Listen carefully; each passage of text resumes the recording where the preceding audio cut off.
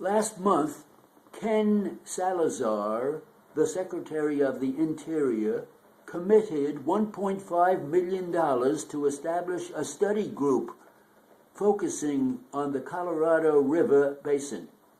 Modest as the dollar amount sounds, this is a very good investment.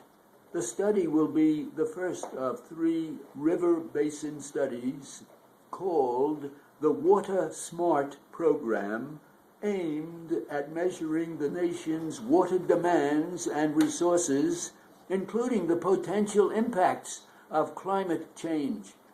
Starting with the Colorado River makes sense.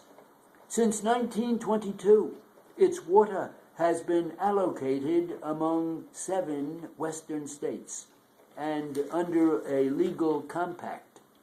The amount each state can draw from the river is based on water levels measured in 1922 after several wet years.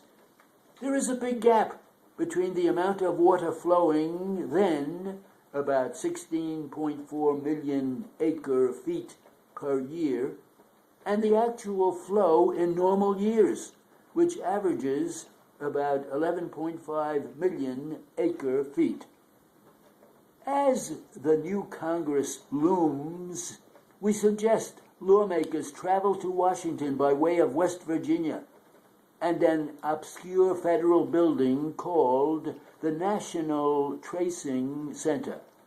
There can be laborers working through unmanageably high backlogs of handwritten paper records submitted by the nation's gun dealers. This is Congress's handiwork at the behest of the gun lobby and to the detriment of public safety. Each year, the center receives 300,000 inquiries from police officers trying to track weapons from tens of thousands of gun deaths. But it is prohibited by law from collecting gun ownership records through a modern computerized database. Instead, paper prevails in assorted scraps. Workers huddle over desks with tape and magnifying glass while crime marches on. The center's plight was described in a Washington Post report detailing the insidious roadblocks and lethal damage wrought by bipartisan pandering to the gun lobby. Congress's failure is also clear in the underfinancing and short staffing at the Bureau of Alcohol, Tobacco, Firearms, and Explosives. Beleaguered enforcement agents must monitor 115,000 firearms dealers with 600 agents, the same number as 3 decades ago.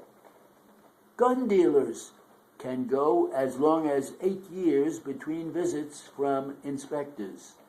Meanwhile, the criminal minority of dealers who repeatedly claim lost and stolen inventory, less than 2% of retailers, are rarely shut down since lawbreakers are allowed to sell their businesses to family members.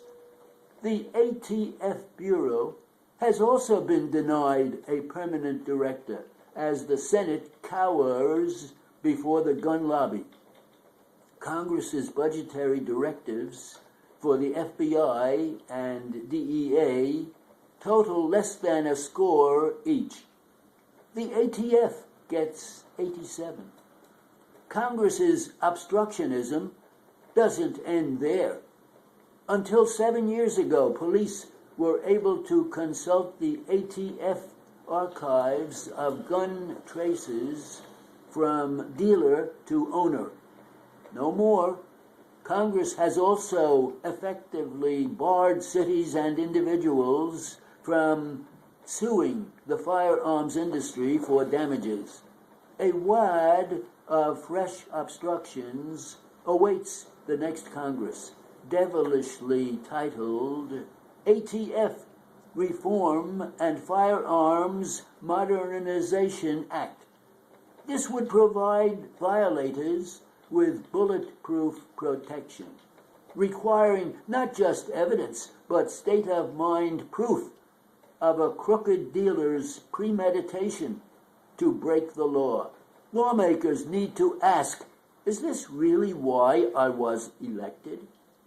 The 7 states have already begun intensive water conservation efforts.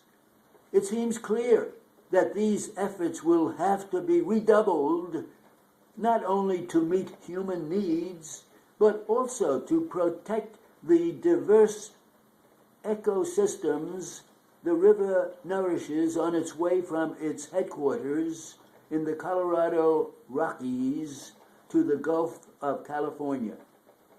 The study will help chart that course, and from the looks of things, its findings cannot come a moment too soon.